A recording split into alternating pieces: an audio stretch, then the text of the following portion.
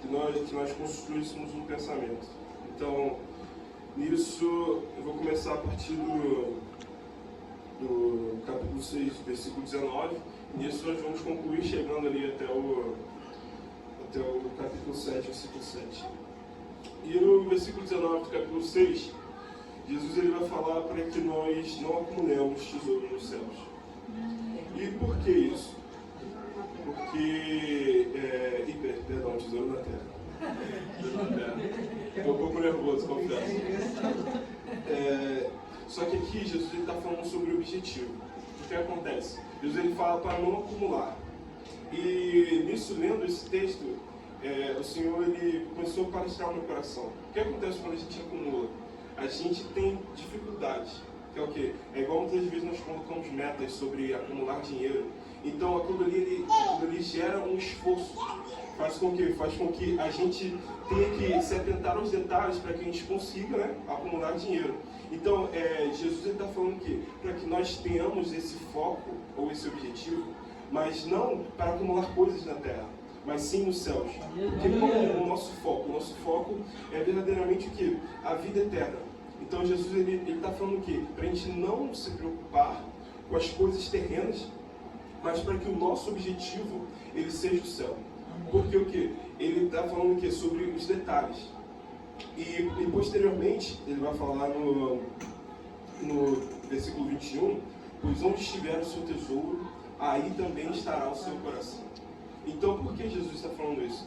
Porque quando nós damos atenção a esses detalhes, para que nós venhamos a acumular, aquilo dali se torna o nosso tesouro, se torna algo que nós tivemos tanto esforço para conquistar, que aquilo dali vira algo pessoal. Só que o que Jesus ele quer falar para nós? Ele quer falar que o que tem que ser pessoal, aquilo que nós temos que tomar por esforço, aquilo que nós temos que buscar cada vez mais, é a nossa salvação. É buscar o quê? O galardão no céu. Verdadeiramente, em Tiago 1, a partir do versículo 12,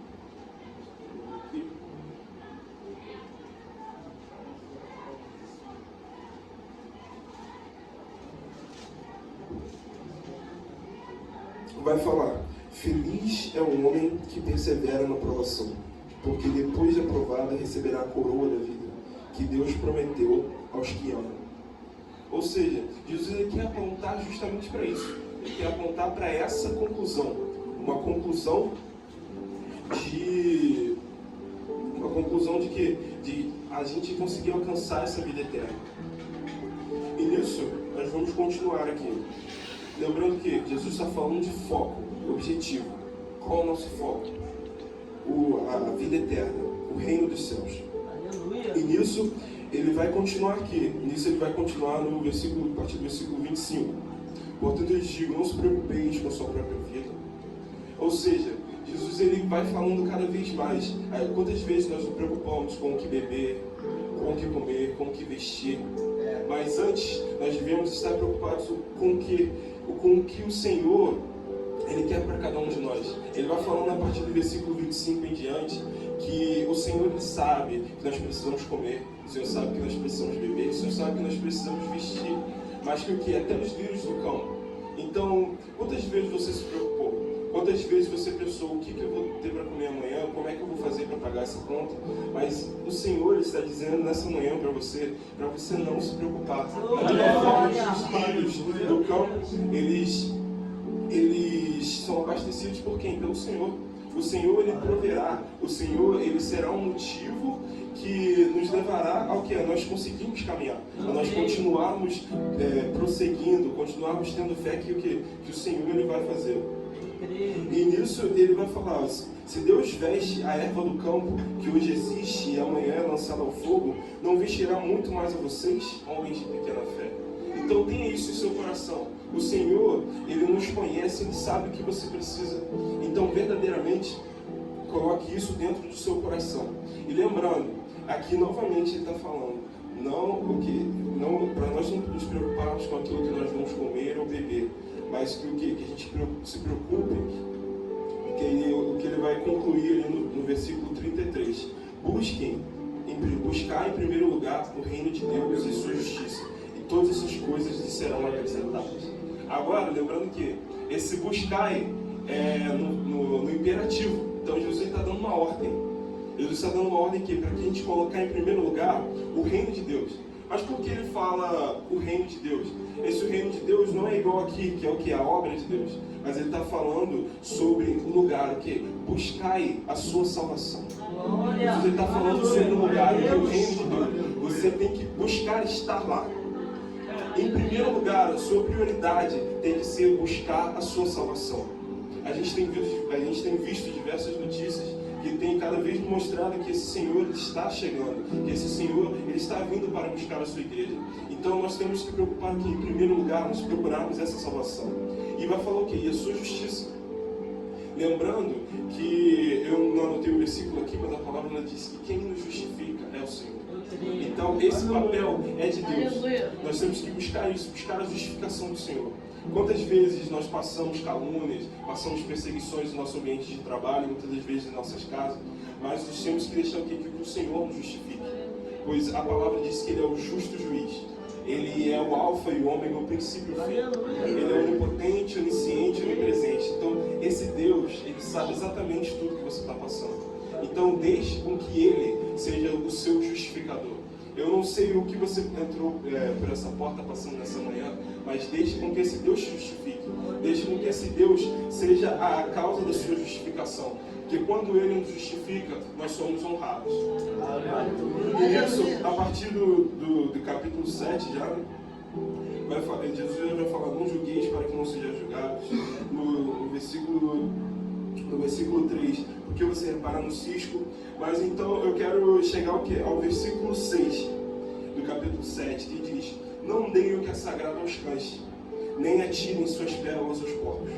Caso contrário, estes avisarão, e aqueles voltando-se contra vocês os despedaçarão. Eu me lembro que muitas das vezes em Mateus eu li esse versículo e eu não conseguia compreender. E nisso o Senhor ele começou a palestrar no meu coração. Por quê? Jesus aqui, ele está montando um pensamento, como eu disse para vocês. Ele está falando o quê? Ele está falando sobre foco, sobre objetivo. Ele está falando, e aqui ele continua esse pensamento, que é o quê? Quando você repara no cisco do seu irmão e não no seu, você está prestando mais atenção nele do que em você. Quando você julga, quando ele fala que nós julgamos, que é o quê? Você está prestando atenção para você julgar. E nesse versículo 6 não é diferente. Só que o que Jesus está querendo dizer? Não deem o que é sagrado aos cães, ou seja, não deem a sua atenção ao que é sagrado a pessoas que estão, o quê? Aqui ele fala dos cães e dos porcos. Mas por que os porcos? Porque o porco ele vive na lama. E muitas das vezes ele come o quê? Ele come qualquer coisa. Naquela época, os judeus eles tinham o costume de não comer certos tipos de alimentos. Então o que Jesus está falando? A sua atenção, o seu foco, o seu objetivo deve ser o quê? Aquilo que é sagrado. Então não perca o seu tempo olhando para o cisco do outro, que é o que? Reparando mais em outras pessoas. Não perca o seu tempo julgando, mas perca o seu tempo o quê? Dando atenção, dando o seu foco e objetivo ao que é sagrado. Porque, como eu disse, Jesus fala o quê? Sobre o tesouro. O nosso tesouro tem que ser esse, sobre aquilo que é sagrado. E o que nós não demos mais atenção, aquilo que está fora, ou seja, aos porcos, nós demos mais atenção ao mundo do que a esse Deus. Que nessa manhã, verdadeiramente esse Deus ele possa ser aquilo que você dê atenção. O que esse Deus quer? Que o seu foco, o seu objetivo seja Ele. Você dê atenção, ou seja, primeiro lugar que era salvação, primeiro lugar é esse Deus.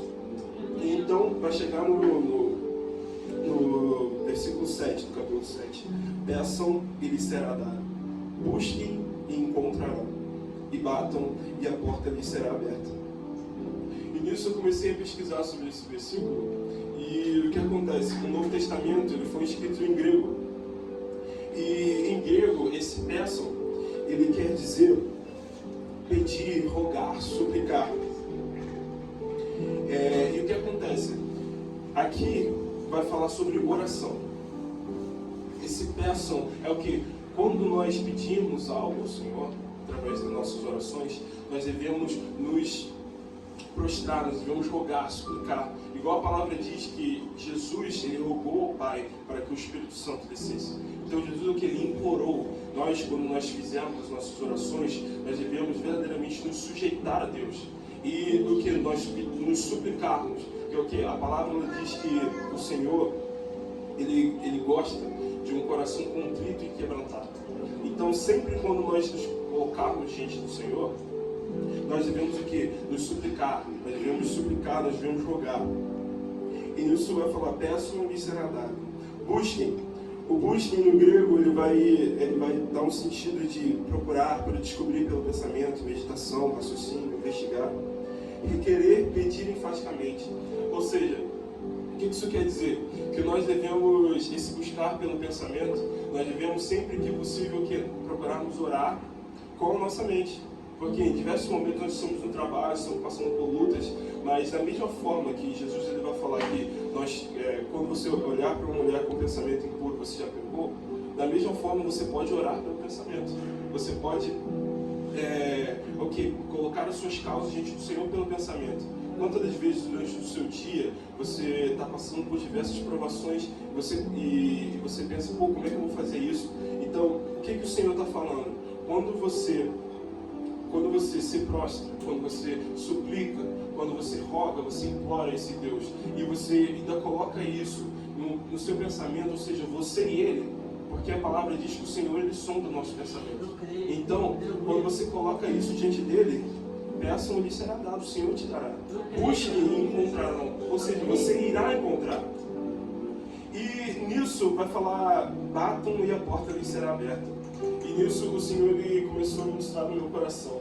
O que esse batam e a porta será aberta quer dizer? Imagine-se que você tem que entrar em uma casa. E para isso tem uma pessoa que ela está fazendo diversos afazeres e você tem que entrar. Só que você começa a bater. E a pessoa está fazendo outros afazeres e não te atende. O que acontece? Se por algum motivo você parar de bater e ir embora, quando a pessoa descer e abrir a porta, porque ela ouviu você batendo, você não vai falar, e você não vai conseguir entrar. Só que se você continuar batendo, quando ela terminar aquilo que ela tem que fazer, ela vai abrir a porta para você. E o que isso quer dizer?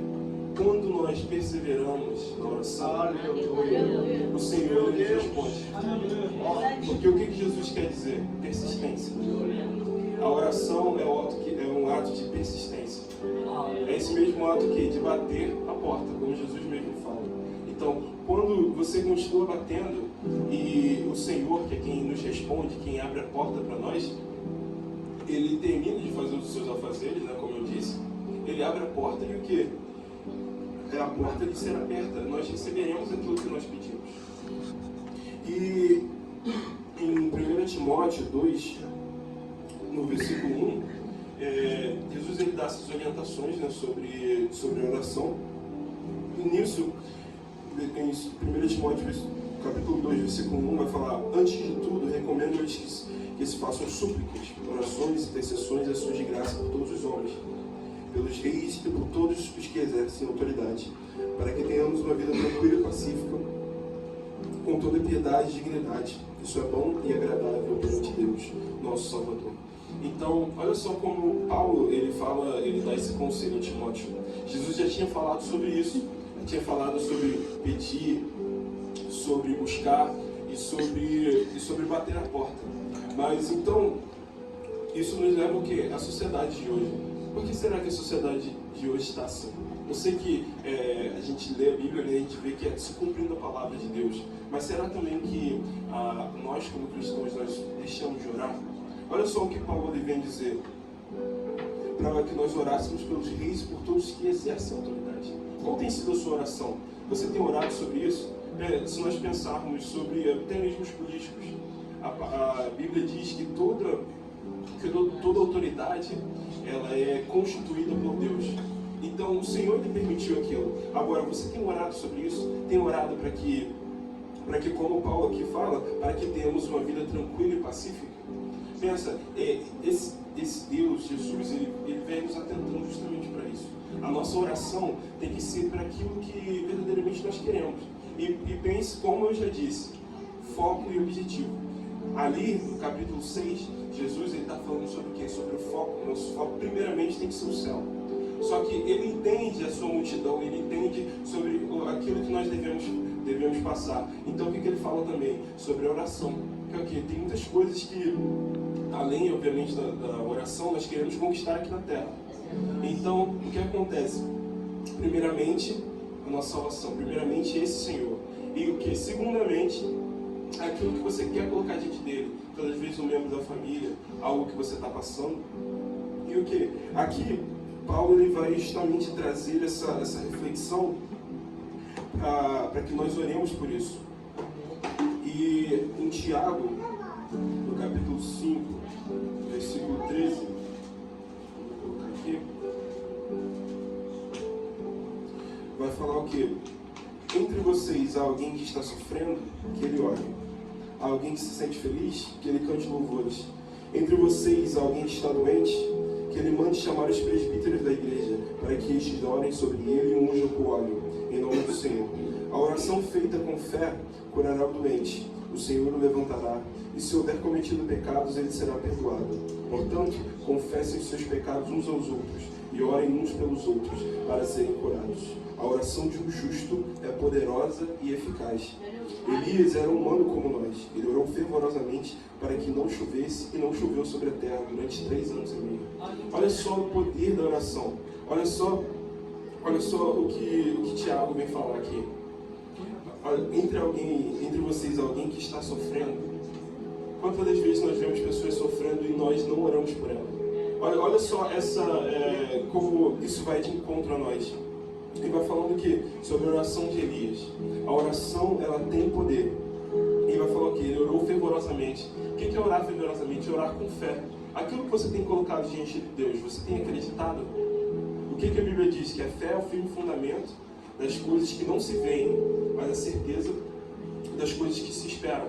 Então, quando nós oramos, nós temos que o quê? Nós temos que acreditar naquilo que nós estamos colocando diante de Deus. Deus, ele conhece o nosso coração, ele conhece a sinceridade do nosso coração. Então, toda vez que você colocar algo diante de Deus, ore com fé. Ore com fé, porque aqui mesmo vai falar que quando nós oramos com fé, oração feita com fé curará o doente. Olha o poder da sua oração. Olha o poder da sua súplica. Olha o poder da sua petição. Então, que verdadeiramente, que o nosso foco, o nosso objetivo, primeiramente, seja esse, Senhor. E que você busque cada vez mais, como Jesus vem nos dizendo, a sua salvação, o seu lugar naquela morada celestial, estar com esse Deus. E que, segundamente, você coloque as suas causas diante dele através da sua oração. Mas fazendo o quê? Pedindo, como eu já disse, buscando e batendo a porta. E fazendo da mesma forma que como Tiago diz, orar com fé. Acredite naquilo que você estiver pedindo diante desse Deus, que verdadeiramente Ele te dará. Porque aquele que pede, recebe, que busca, encontra, e quem bate, a porta é aberta. Agradeço mesmo a oportunidade.